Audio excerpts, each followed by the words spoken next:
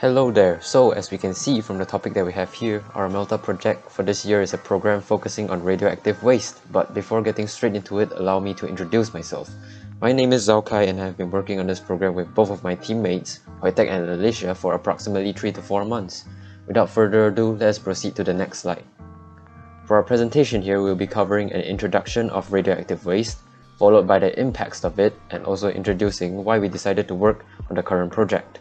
After that, we're going to introduce the plan itself and the outcomes of this project. Last but not least, we're going to wrap this up with our conclusion and thoughts. Moving on, let us start this off with a quote from famous actor James Cromwell. "The risk of transporting deadly nuclear waste, the environmental justice impacts, and the long-term health effects of both these projects are untenable. We cannot afford to be silent on these important issues." So from this quote, we can get a brief view of how destructive radioactive waste is and how important it is to raise awareness on this topic. To defeat our enemy, we must first understand it. What exactly is radioactive waste? It is a type of hazardous waste that contains radioactive material, or more specifically, radionuclides. Knowing this is not enough, as we need to get to the roots of how radioactive waste is produced. After some research, we have concluded the 5 main factors.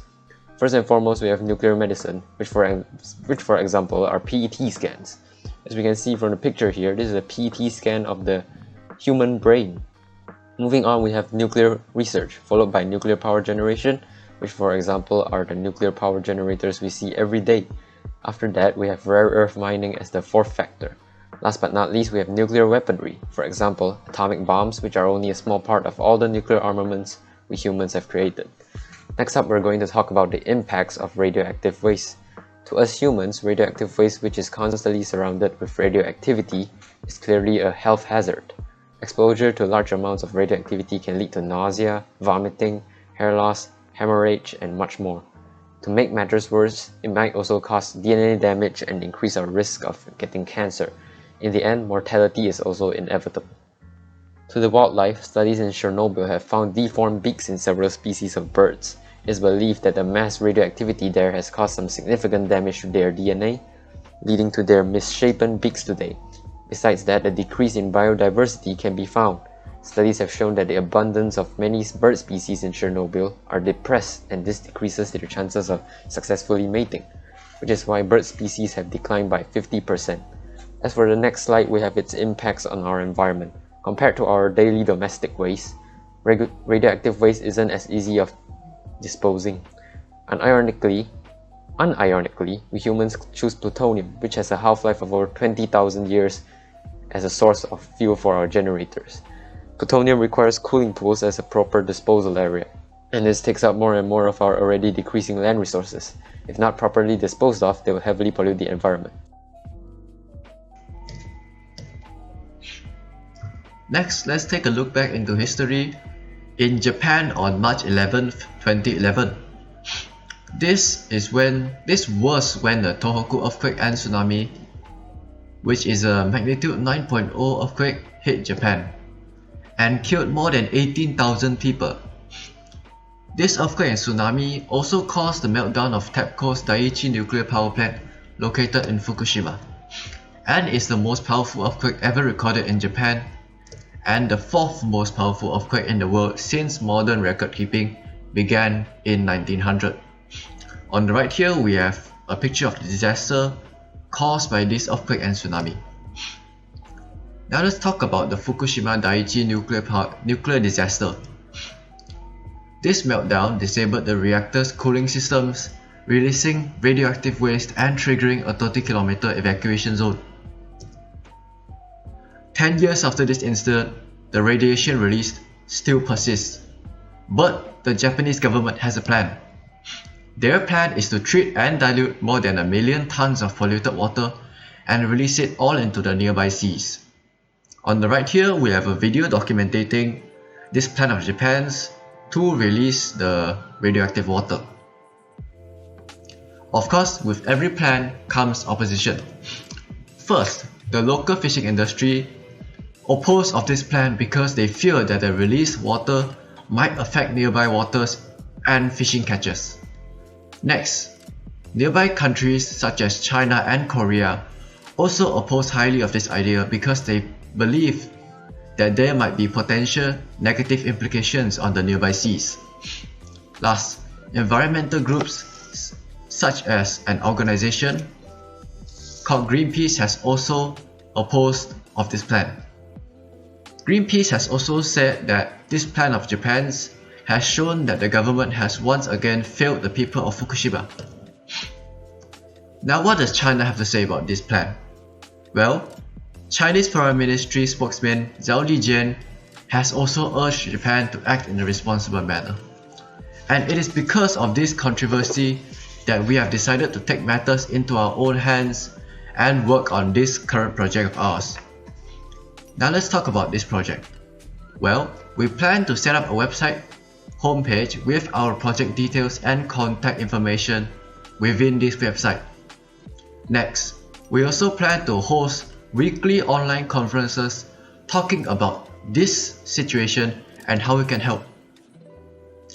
Last, we plan to gather information by hosting surveys after every conference and checking news sites for recent updates.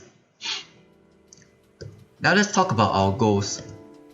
First of all, our short-term goals are to raise awareness regarding this topic and to expand our range of influence, while our ultimate and long-term goal is to have enough people aware about this problem and speak up together in order to make a change.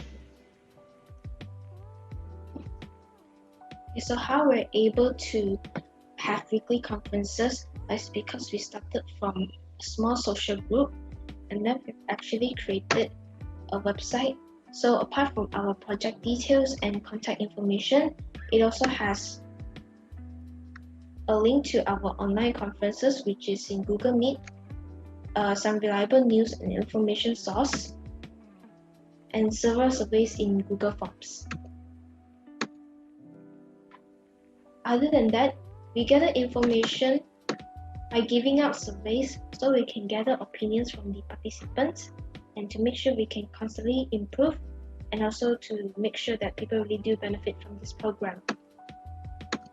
Besides that, we keep our website updated with the latest news or information, just not to miss out on any news related on radioactive waste or even new methods of treating it. Okay, so for online conferences, which I previously mentioned, it will be held on the weekly basis, and it's mainly to explain about the impacts of radioactive waste and on how to raise awareness and building a community.